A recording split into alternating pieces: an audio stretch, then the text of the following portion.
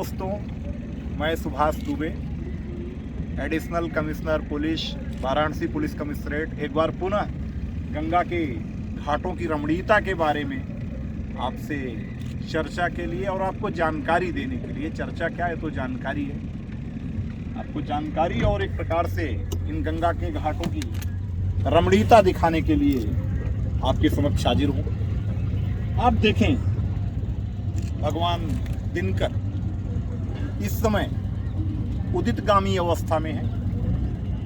भगवान सूर्य की रश्मियां धीरे धीरे ताम्रवर्ण से पीतवर्ण की ओर अग्रसर है, यानी धीरे धीरे भगवान दिनकर, भगवान अंशुमाली अपनी पीत रश्मियां बिखेर कर अपने पराक्रम की ओर अग्रसर हो रहे हैं।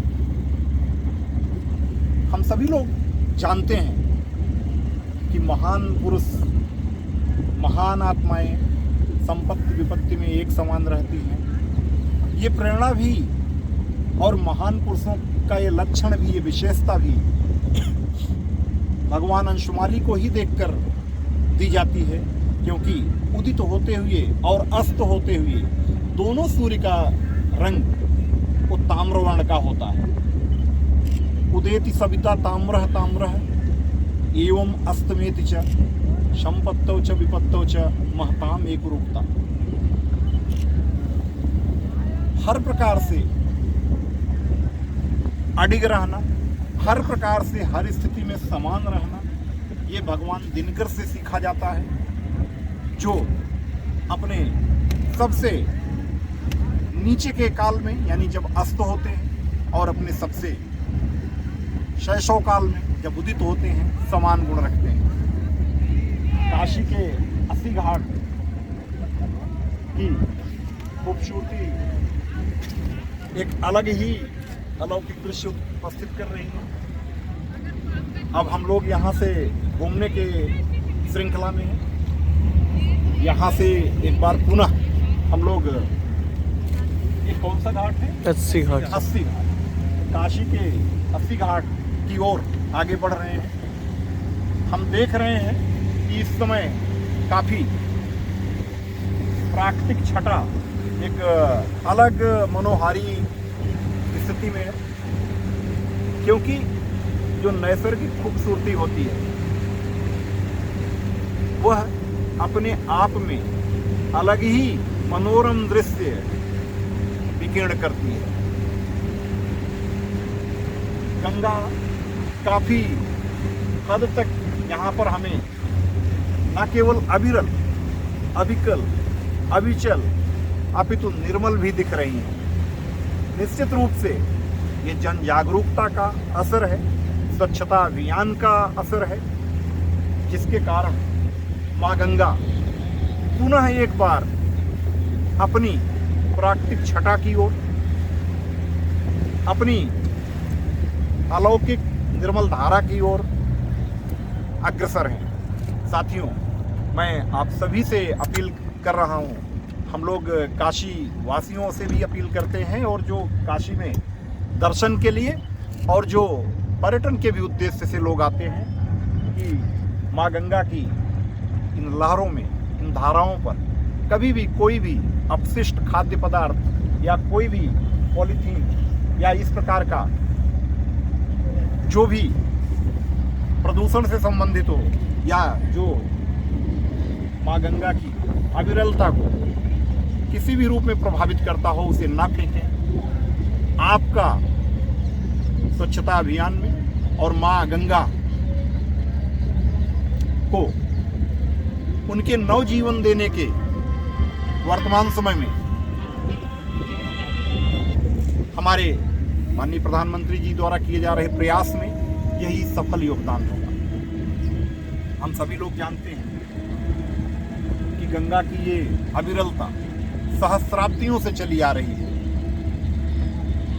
महाराजा भगीरथ कभी अपने पूर्वजों की आत्मा की शांति के लिए कैसे माँ गंगा को स्वर्ग से पृथ्वी पर लाए, वह एक अलग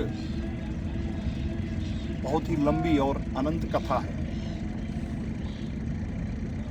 तब से लेकर गंगा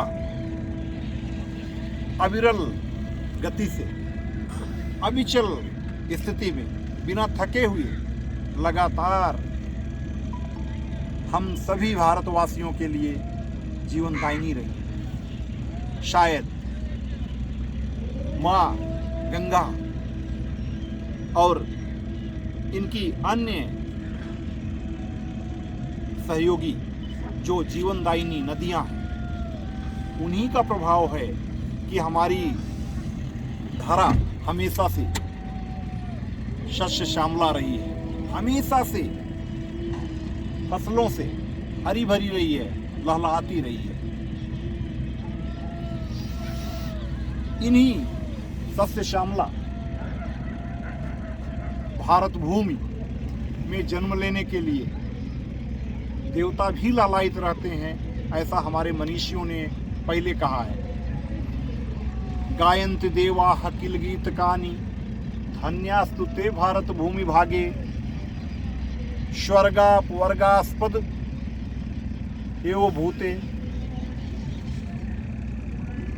मैं आखिरी लाइन में याद नहीं कर पा रहा हूं। उसका भाव यही है कि इस पवित्र भूमि पर जन्म लेने के लिए मनुष्य तो क्या, देव भी लालायित रहते हैं। तो उस लालसा के पीछे मैं कहूँगा कि बहुत हद तक जहाँ आध्यात्म का भाव है, तो उस आध्यात्म की जो सबसे बड़ी अजस्र स्रोत के रूप में मोक्षदायिनी गंगा हैं, उनका भी एक अपना अविस्मरणीय योगदान रहा है। अभी हम लोग देख रहे हैं 80 के घाटों पर, यहाँ पर वाराणसी के सभी घाटों पर, इसी घाट को इंक्लूड करते हुए सुबह बनारस का एक अलग ही दृश्य उपस्थित है।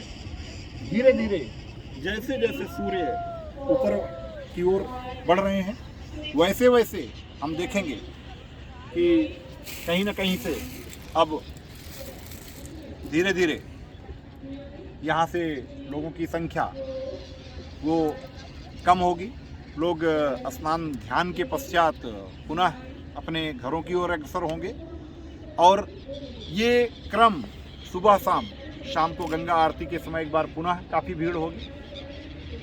ये लगातार क्रम चलता रहेगा और ये कब से चला आ रहा है इसको हम नहीं कह सकते, इसको हम केवल कल्पना कर सकते हैं। भारतेंदु बाबू हरिश्चंद्र जी ने, जिनका कि जन्म ही काशी में हुआ, जो हिंदी खड़ी बोली गद्य के जनक हैं, जब हम उनके द्वारा रचित कविता गंगा की शोभा को पढ़ते हैं और जब गंगा की लहरों को देखते हैं, तो लगता है कि गंगा की इन्हीं लहरों को देखकर उनके मन में जो भाव उठे होंगे, उन्होंने उस शानदार कविता का रूप लिया होगा।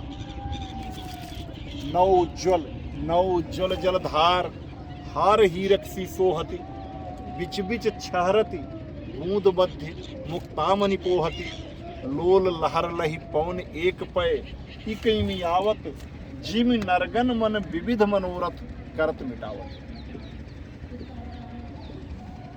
माँ गंगा को प्रणाम करते हुए और आप सभी से इस अपील के साथ कि आप सभी लोग काशी के सांस्कृतिक गौरव की अभिवृद्धि में स्वयं भी सहायक बने, स्वयं भी काशी की अविरल छटा के दर्शनार्थी बने,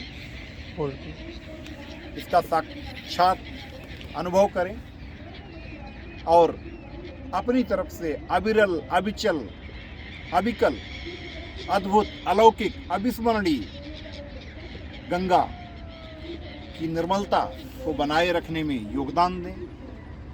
इसी आशा और विश्वास के साथ आप सभी को नमस्कार करते हुए मैं अपनी वाणी को विराम देता हूँ। धन्यवाद दोस्तों, जय हिंद।